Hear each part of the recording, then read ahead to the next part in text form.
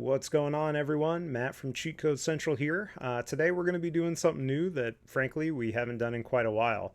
For those of you who've been keeping up with the channel as of late, which thank you, by the way, you might have noticed that we're producing our first new content in many, many years, which includes the written content that we're publishing over at cheatcc.com.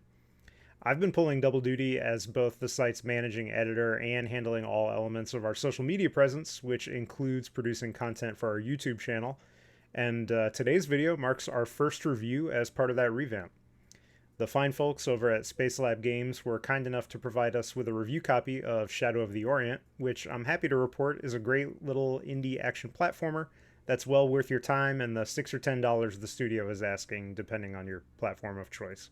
So with that out of the way, let's dive into our review of Shadow of the Orient. The greatest NES action platformers typically had a compelling, if not conventional, story setup to help propel the player forward through their more challenging sections, and Shadow of the Orient is no different. Calling back to classics like Ninja Gaiden or Double Dragon, Shadow of the Orient puts players in the shoes of the lone warrior Xiaolong, am I pronouncing that right? Who must defend his homeland, which is simply referred to as the Orient, from the onslaught of the mysterious Shadow Clan.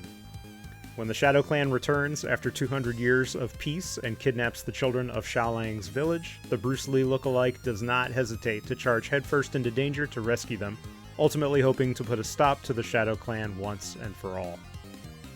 It's all pretty boilerplate as far as action platformer games go, and doesn't do much to differentiate itself from the mostly threadbare stories of the 8 and 16-bit classics it so clearly takes inspiration from, but therein lies part of Shadow of the Orient's charm.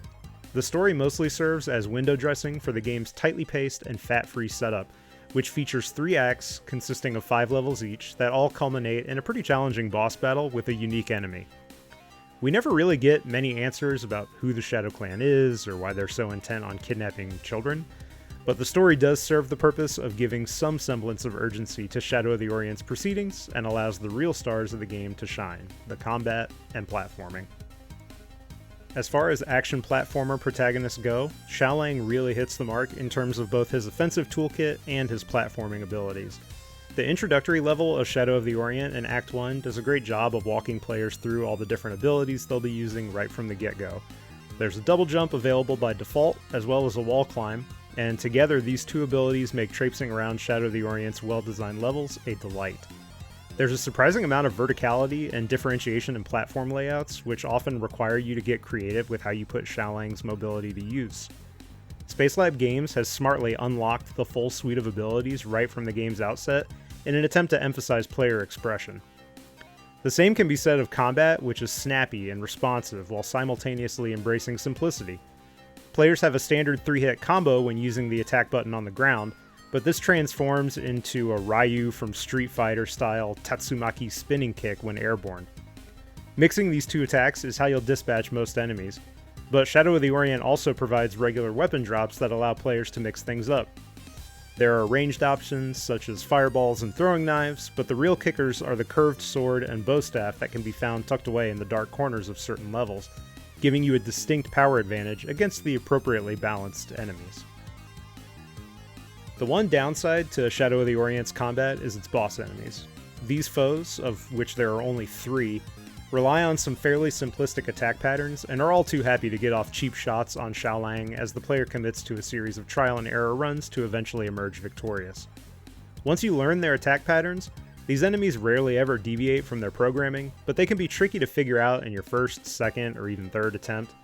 Taking them down is a sort of exercise in frustration that, while era appropriate to the old school action platformer, is a relic of the past, better left there.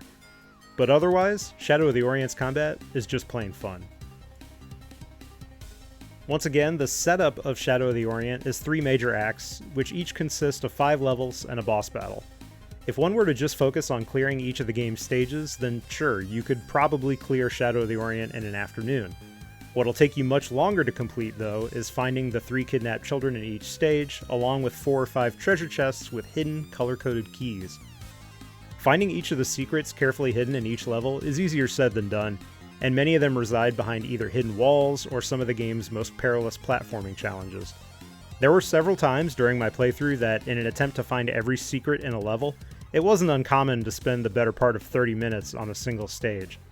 But veering off the beaten path to find these secrets serves the twofold purpose of offering up some of Shadow of the Orient's best combat and platforming, as well as significantly extending the replay value of each individual stage.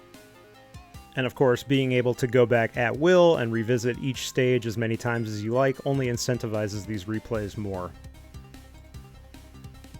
Add in a compelling meta progression loop, and Shadow of the Orient's true replay value begins to come into focus. Chasing down all the different colored gems in each level will see you quickly accumulate vast sums of money that you can spend in Shadow of the Orient's shop, accessible from the main menu. In addition to upgrading things like Xiaolang's health and damage, you can unlock permanent starting weapons, new abilities like a dash or a head stomp, and even a hint marker to point out where each of the well-hidden secrets in each level resides. Finding all the secrets in each of Shadow of the Orient's levels is a large part of the fun, and the game rewards you with plenty of gems to spend in the shop. It only serves to reinforce that loop in a way that rewards both careful exploration and replays of previously completed levels. Over roughly 5 hours with Shadow of the Orient, I was able to complete each of the game's 3 acts, and I even somehow managed to 100% complete a small handful of stages, finding every secret they happen to contain after multiple replays.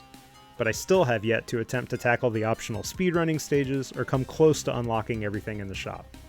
At $6 on Steam or $10 on the Switch, Shadow of the Orient offers plenty of bang for your buck, delivering a concise but fun-filled experience that never overstays its welcome or culminates in player frustration. Add in the fact that the game features some excellent 2D pixel art visuals and an earworm of a soundtrack, and you have a game that respects both the player's time and their senses, even if its limited weak points keep it just shy of the greatness of its inspirations. Have you had a chance to play Shadow of the Orient yet? Are you planning to? Let us know in the comments below, and as always, don't forget to like, subscribe, and ding the notification bell for more content from Cheat Code Central.